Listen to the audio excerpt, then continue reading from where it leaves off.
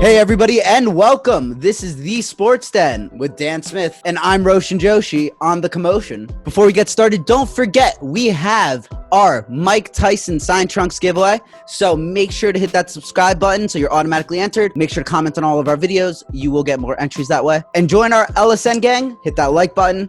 Subscribe for more content and hit that notification bell so you could always stay up to date. We're going to be putting out fantasy tips all year round. We're going to be putting out fantasy advice for the whole season, so you want to rock with us on that. Maybe you'll get some good wins out there. Our good friend Dan Smith is a 5 for 5 out of all 5 of his leagues last year, so got some good stuff here, guys. I had a lot of help with Lamar Jackson on that one, though. You know what? A dub's a dub. And if you give people that advice, wonderful. So, guys, we are doing our top tight ends to target in the 2020 fantasy season. So we are going on our top 5 list, and we're just going to get it started right away. We are going 1 to 5. The other ones had a little bit more consistency on the top, so we kind of switched it up. We are hitting 1 to 5, and I'm going to let you get started on this one. Yeah, so this is kind of hard, man. I mean, after 1 and 2, it gets real choppy. After 1A and 2A, or 2B? Yeah. 1B, yeah. I'm sorry. Yeah. It gets real choppy in the tight end world. So for me, I'm going with Kittle, number 1. I don't think I really need to give much explanation as to why I'm going George Kittle as my top tight end. Top guy in the offense in that system. I actually have George Kittle as my top tight end too. Hey, big surprise. Surprise. So the 49ers offense, George Kittle pretty much runs that. It goes through him. It does. So they're reminiscent of, Bill Belichick. Tony Gonzalez.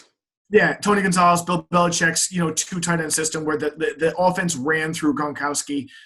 George Kittle is just the newer rendition of that. Antonio Gates for the Chargers. The whole offense ran through him. Like I said, George Kittle is just the next guy in that line of tight ends. Facts. Big facts. I think number 2 is pretty easy in and of itself as well. I went with Travis Kelce as my number 2. Travis Kelce. I think those guys can be interchangeable. For me, I think you're going to get more production out of George Kittle because there's less talent on that team around him. So he's your first, second, and third option. And then if he's covered in all 3 of those facets, then you start peppering the ball around to other people. In that Kansas City offense, you just have a lot more talent. So for me, that's why George Kittle's number 1, Travis Kelce's number 2. But talent-wise, I think that's interchangeable. Yeah, I'm in the same boat. Now this is where it starts getting choppy when we start going from 3 to 5. So at number 3, not as choppy, but I have Mark Andrews. Okay. I feel like it was just kind of common sense pick at that point. That offense runs through Lamar Jackson. It's a tight end's best friend. He has the highest ceiling of all the guys because Mark Andrews, Lamar Jackson connection's always going to happen because while Lamar Jackson moves, Mark Andrews can block and then also receive the catch afterwards. So makes a lot of sense. I like Mark Andrews a lot. A little bit concerned. He's been banged up a bunch. He hasn't missed a ton of games, but he does miss games. That's reminiscent of another guy that's on my list. But for me, my number 3, and this is pure projection, okay? This is, boom or bust type situation here. Okay. I'm going with Hunter Henry out of the Chargers. Okay. I have the opposite feel for him, so I like that there's a little bit of conflict between us here. 2 reasons. Number 1, he's finally healthy, okay? Number 2, Tyrod Taylor is the quarterback for the Chargers this year. And Tyrod Taylor makes absolute studs out of tight ends. Do you remember Charles Clay? Yeah. Do you remember the 1 year that Charles Clay was actually relevant in the fantasy spectrum? It's because Tyrod Taylor was his quarterback. It's because of Tyrod Taylor. For the exact reason you just said Mark Andrews with Lamar Jackson is he's hitting those blocks as the play breaks down and they're scrambling. Let me shed off this block, find a flat somewhere, find a soft zone, grab that catch, tuck it, and go. That's what Hunter Henry is. And he has all of the talent to do that, the athletic ability. He's shown that already. He just kind of got a freak injury on that Chargers team. So for me, I think this is kind of Hunter Henry's coming out party. Okay. I like it. Who do you got for number 4? So my number 4 is Mark Andrews. Perfect. Good thing I asked. Yeah, kind of the same conceptual thing that we were talking about. He's a super, super talented guy, really, really good hands.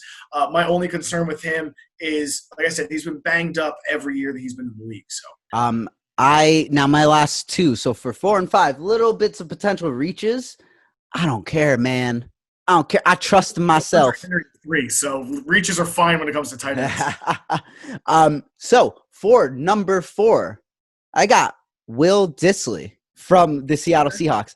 Pre-injury, before this guy got injured, he's a beast. Dude was a monster. Mention everything. He was one of the top tight ends consistently in PPR leagues. I have 2 fears. One, re-injury. So definitely don't want him to get hurt again, because he will not be scoring me points if he gets hurt again, and nobody wants anybody to get hurt. And number 2 is, the Seahawks are stacked. They're stacked, bro. If they're not going to throw to him, they're going to throw to Tyler Lockett. They're going to throw to DK Metcalf.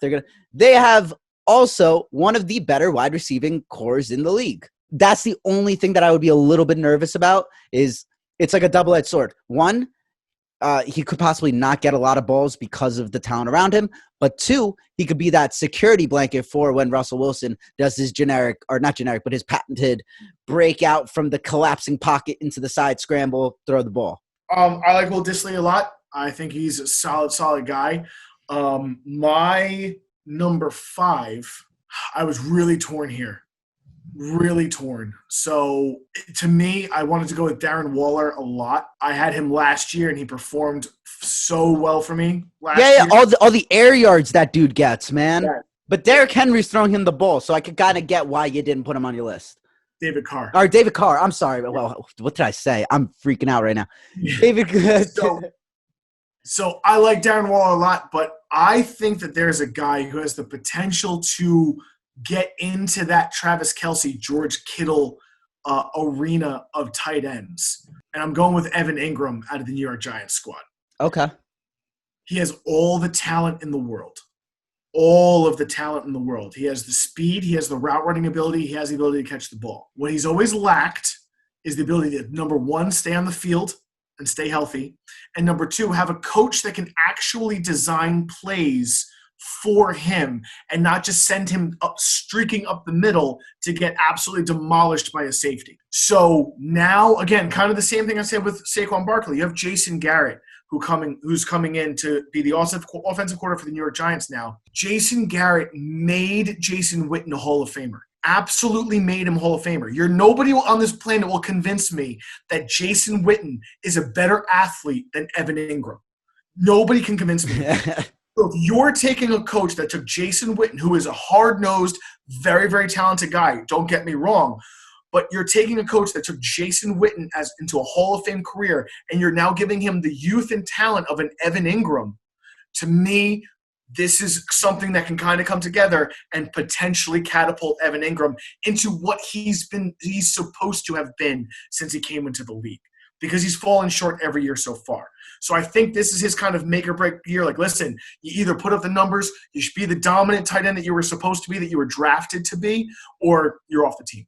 That's what I think this is, and I think he's going to rise to the occasion. Step up or step off. I am with it. I find it real funny, man. You're gonna find out what I find funny in about a second. I like that you're a Giants fan. You're number 5. You rounded off with Evan Ingram. I'm a Jets fan. What I'm rounding off with, this is not on purpose, guys, is Chris Herndon.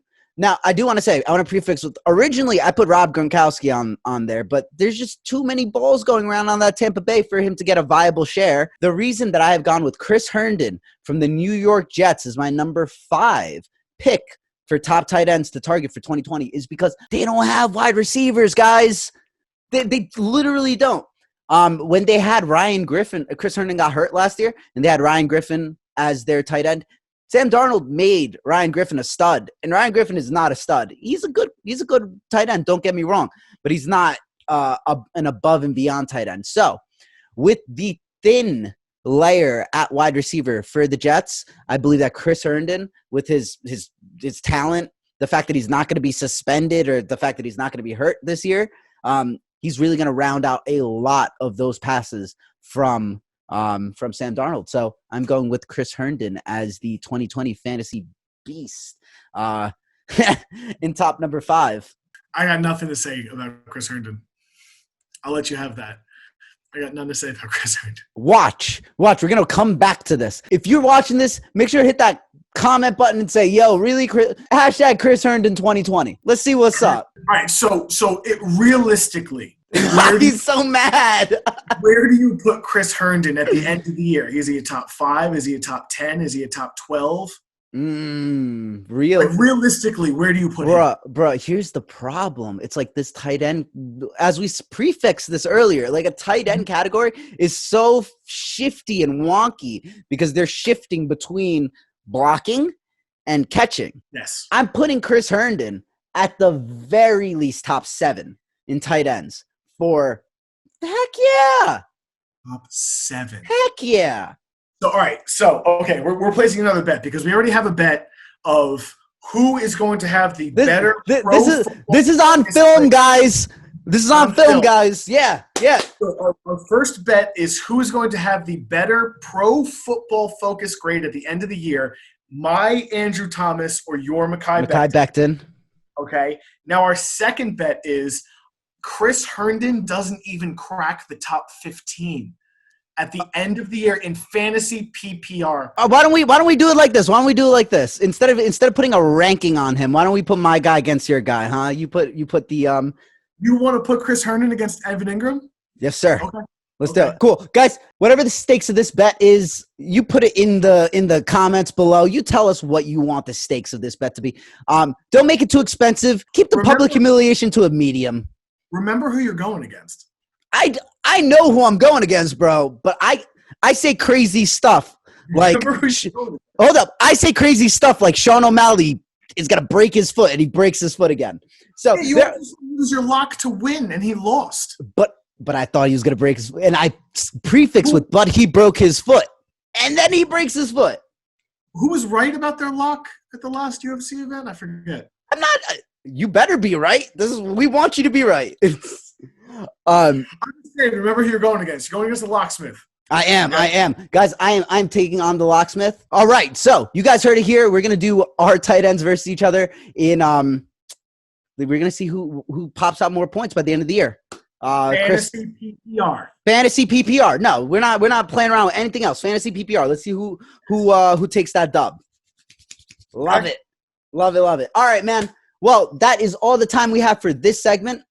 We went a little over, but we had a little bit of fun. Guys, don't forget, we have our giveaway still going on. So if you want to win a pair of signed Mike Tyson trunks, make sure to hit that subscribe button. And every time you comment on one of our videos, that is another auto entry. Also, join our LSN gang. Hit that like button, that sub button, and that notification bell so that you can keep up to date with everything that we put out. And it helps. And once again, guys, this is the Sports Den on the Commotion. I'm Roshan Joshi here with Dan Smith, the locksmith, and we will be catching you guys later. So stay blessed. Grinding my whole life. Stop that. Grinding my whole life.